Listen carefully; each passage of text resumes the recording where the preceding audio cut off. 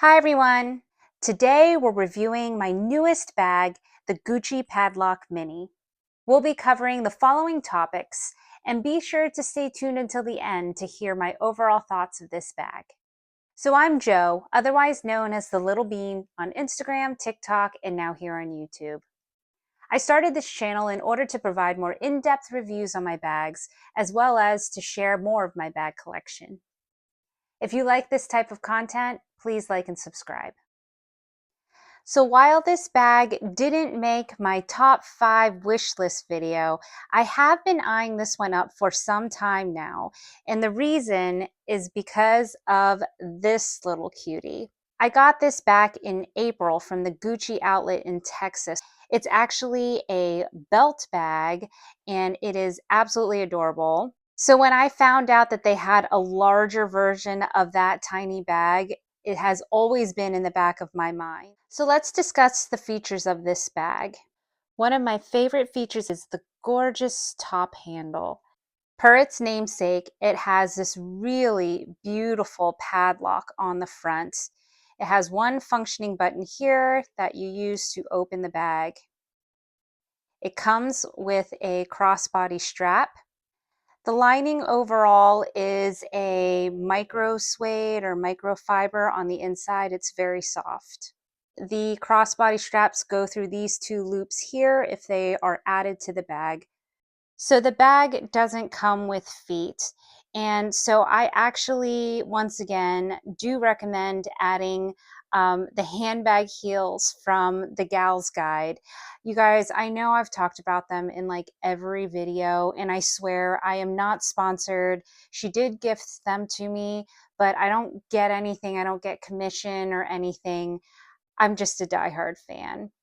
But on this bag in particular, I do include 2 feet here and here because something I'll talk about later is the fact that, especially if you don't have a lot in the bag does not stand up on its own. So I actually find that if I put 2 feet here and here, it does allow the bag to balance.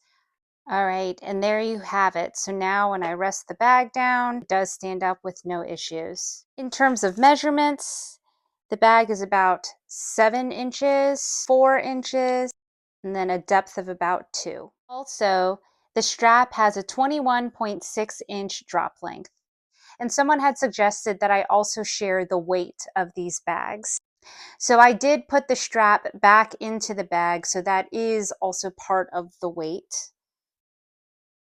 And as you can see, this bag is about 11.3 ounces. So for size comparisons, so the first is the pochette accessoire.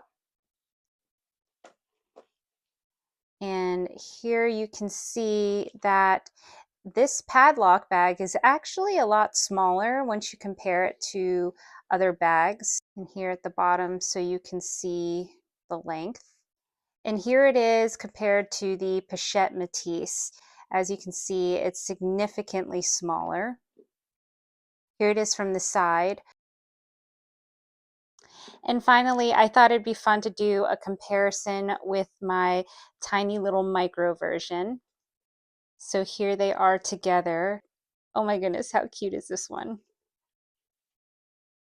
All right, let's talk about what fits. So the first thing is a mirror that I was gifted from Atelier Auguste. I'm actually only going to use the mirror itself. I'm going to slide it right into the card slot. Next, I have my phone, and then I have my Ophidia zipped coin case. Then I have my key pouch. It's got my minis and my house key. And I have a comb. Next, I have my perfume atomizer. This is from Travallo, which can be found on Amazon. Then I have my newest lipstick case from Dior. I got my key fob, Kosas lip balm, and then finally some gum. And it all shuts with no issues. Now I will say, when the bag is full like it is right now, it will stand up on its own and not tip. And for those wondering about the Plus or Pro Max size phones, it does fit here in the bag with no issue. So let's talk about the pros of this bag. I think the first thing that stands out to me is the style of this piece. I absolutely love this look. I think it is very chic and sophisticated. It gives off a very classic vibe for the Gucci house. But I do feel like it has an equestrian vibe to it.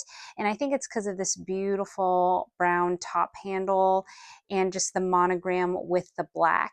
And I really feel like it's just so crisp and it really stands out quite well. Speaking of that, I do like the fact that it is a very neutral color palette. If you knew me way back when, I wouldn't have ever dreamed of wearing black and brown together. But I just have to say, I feel like there's something about this look that just really works. And it does allow for the bag to be worn with basically anything. Another thing that I like is that it is a weatherproof bag. So you can wear this pretty carefree. The canvas is fine. The leather is treated. So there is no worry again about wearing it in the rain or inclement weather. And again, obviously for me as a mini bag lover, I do love the size of this piece. As you can see, it does pair quite well with my petite frame, and I don't feel like it looks too large or too small. This is my ideal bag size that I think looks good on me. And finally, I like the fact that there is a removable strap. So this again allows for versatility. You can wear this piece as the top handle bag, but you can also switch out the strap. So if you wanted to use a chain, or if you did want to make it more color coordinated and have a black strap, you have those options, which again adds to the versatility of the piece.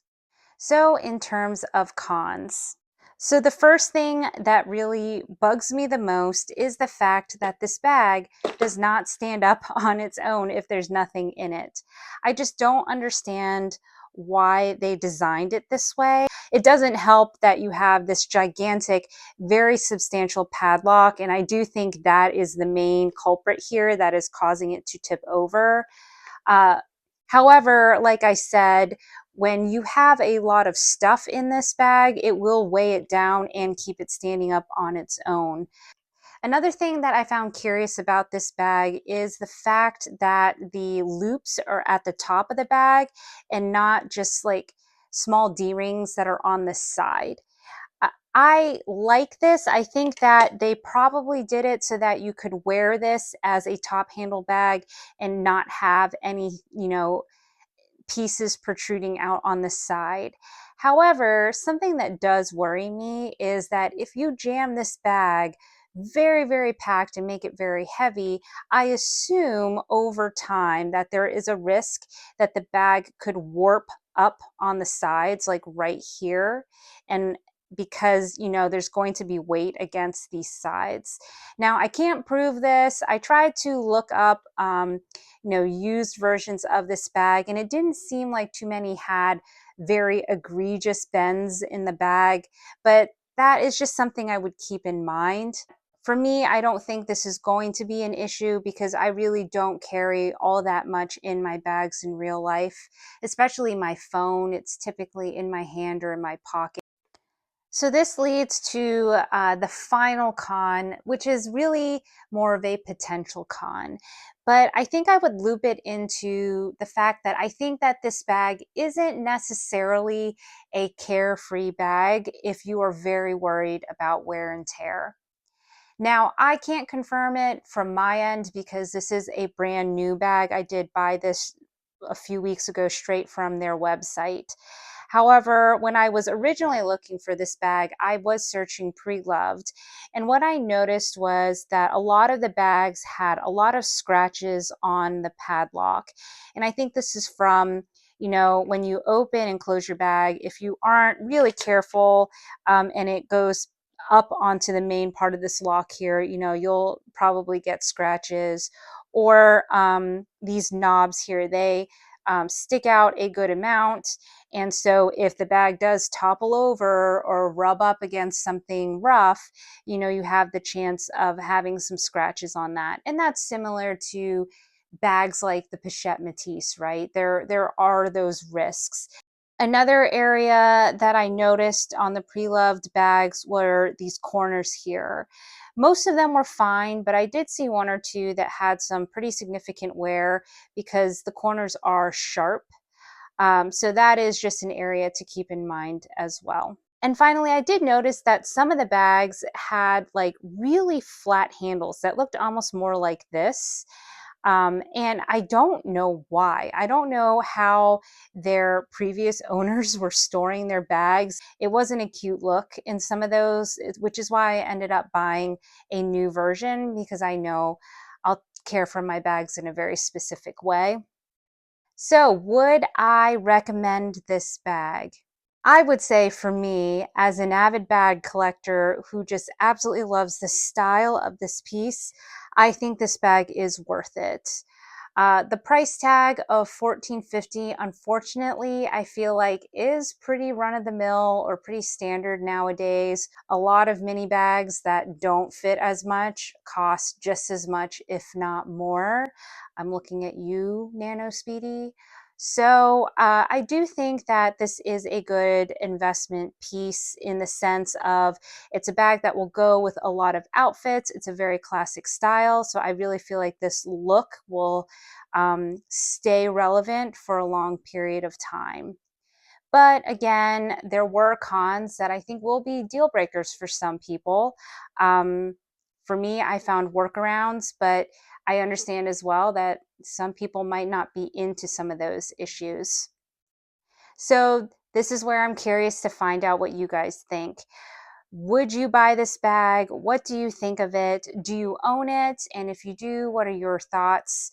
I would absolutely love to get your feedback. I always love engaging with all of you in the comments. Also, if you have any feedback or suggestions on the way that I structure my videos, I always worry that I'm boring or that I'm not giving the information people want.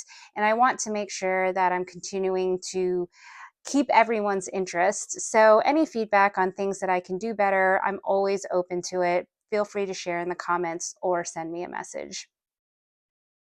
As always, though, if you do like this content, I do hope that you would like and subscribe. As always, I would love to have you as a part of this community. So if you'd like to watch more of these types of videos, I'll leave 2 more here and here. Otherwise, bye for now.